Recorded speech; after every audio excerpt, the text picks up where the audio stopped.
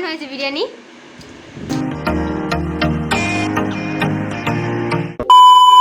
Hello, good morning, সুপ্রভাত। কেমন আছো সবাই বন্ধুরা? আশা করছি তোমরা সকলে খুব ভালো আছো। তো আজকে আমি আবার একটা নতুন ডেলি ভ্লগ নিয়ে চলে এসেছি।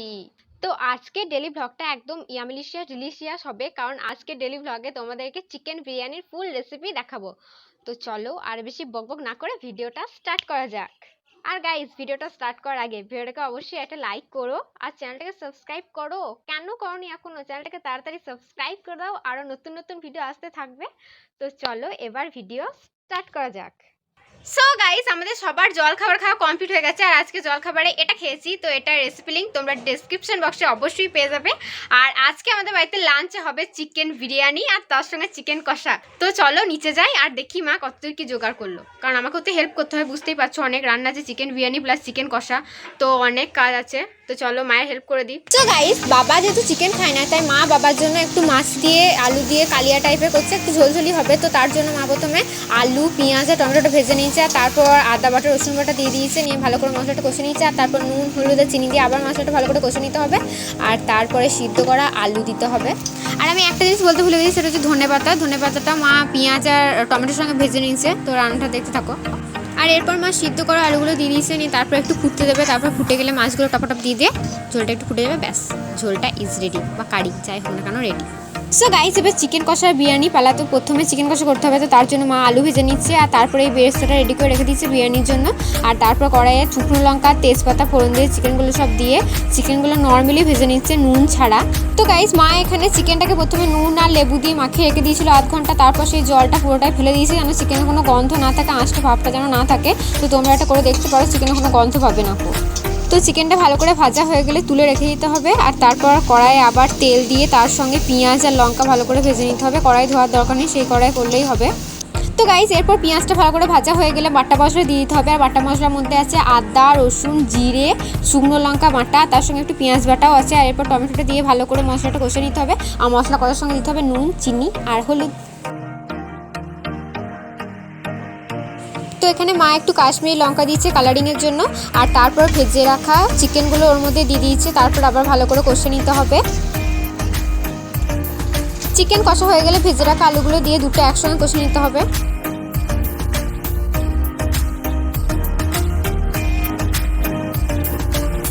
তো গাইস, চিকেন কষা হয়ে গেলে একটা লেবুর অর্ধেকটা চিকেনের মধ্যে দিতে হবে। আর দেখতেই পাচ্ছ চিকেনটা খুব সুন্দর কষা হয়ে গেছে, তেল ছেড়ে বেরিয়ে চলে এসছে। আর এরপর জল দিয়ে দিতে হবে চিকেন আলু সিদ্ধ হওয়ার জন্য। সো গাইস, মায়ের চিকেন কষা করা আর বিরিয়ানি চালটা সিদ্ধ করা দুটোই কমপ্লিট হয়ে গেছে। তো চলো এখন স্নান করে আসি, তারপর মা বিরিয়ানিটা পুরো প্রিপেয়ার করবে। তো চলো স্নান করে আসি, তারপর তোমাদের সঙ্গে খুব তাড়াতাড়ি দেখা করছি, দেখতে থাকো ব্লগটাকে। সো গাইস, এরপর মা বিরিয়ানি একটা মশলা বাড়িতে প্রিপেয়ার করে নিয়েছে। তার জন্য গোলমরিচ, এলাচ, লবঙ্গ, দারচিনি, জায়ফল আর জয়িত্রী ভালো করে গুঁড়িয়ে নিতে হবে, তাহলেই হবে। তো আমরা যেহেতু উনুনে রান্না করছি, তো উনুনের আঁচটা তোমাদেরকে দেখিয়ে দিলাম। আর গ্যাসে করলে গ্যাসটা একদম সিম করে রাখতে হবে, নাহলে বিরিয়ানি ধরে যেতে পারে। সো গাইস, এরপর একটা টিনের বড় জাম্পারে নিতে হবে, তার মধ্যে চারিদিকে ঘি বুলিয়ে দিতে হবে, যেন কোনোভাবে বিরিয়ানিটা ধরে না যায়। আর তারপর বাড়িতে বানানো বিরিয়ানি মশলার সঙ্গে বাজারে কিনে আনা বিরিয়ানি মশলা একটু মিশিয়ে দিতে হবে। আর তারপর সেই টিনের বাটিটার উপর ছড়িয়ে দিতে হবে। আর তারপর সামান্য গোলাপ জল আর কেওড়া জল দিতে হবে। তারপর চিকেনের আলু আর ঝোল দিতে হবে, তার সঙ্গে চিকেনের পিসও কয়েকটা দিয়ে দিতে হবে। আর তারপর ভাতের একটা লেয়ার দিয়ে দিতে হবে। সো গাইস, ভাতটা আমার নর্মাল ভাতের মতোই সিদ্ধ হতে দিয়েছিল, শুধু সিদ্ধ হওয়ার সময় তেল আর নুন দিয়েছিল। তো ভাতের লেয়ারটা দেওয়ার পর তারপরে আবার চিকেন আর আলুটা দিয়ে দিতে হবে। আর তারপর বিরিয়ানি মশলা, আর তার উপর বেরেস্তা, আর তারপর একটু চিকেনের ঝোল দিয়ে দিতে হবে। আর তারপর আবার একটা ভাতের লেয়ার উপরে চলে যাবে। তো সব থেকে টপে মা দিয়েছে চিকেন লেগ পিস, আর তার সঙ্গে দুটো আলু।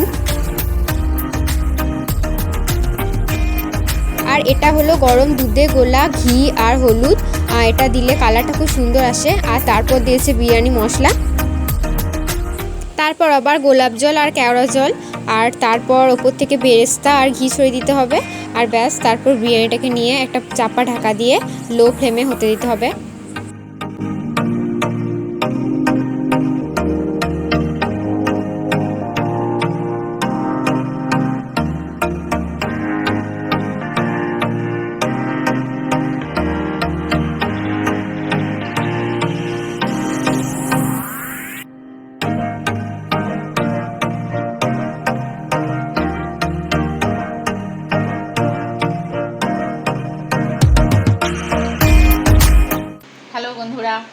রান্না হয়ে গেছে, এখন খাওয়া শুরু করে দিয়েছি। তো বিরিয়ানি খাচ্ছি, তোমরা বানিয়ে দেখো। আমি একটু স্পাইসি করেছি, মানে ঝাল ঝাল করেছি, গোলমরিচটা দিয়েছি তো তাই ভালোই ঝাল হয়েছে।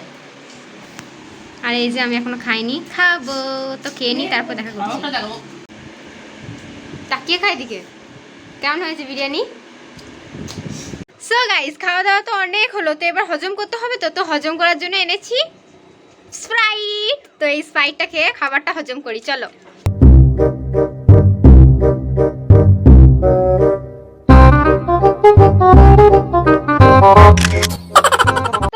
আজকের ভিডিওটা এতটাই, ভিডিওটা আর বাড়েনি, কারণ ভিডিওটা যদি বেশি বাড়াতাম তাহলে ভিডিওটা অনেক লেন্থি হয়ে যেত, যেহেতু আজকে বিরিয়ানির রেসিপি আছে।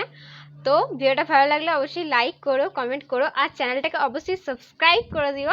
আরও নতুন নতুন ভিডিও আসতে থাকবে। তো আবার পরে কোনো ভিডিও দেখা হচ্ছে। খুব ভালো থেকো সবাই বন্ধুরা, টেক কেয়ার অ্যান্ড টাটা।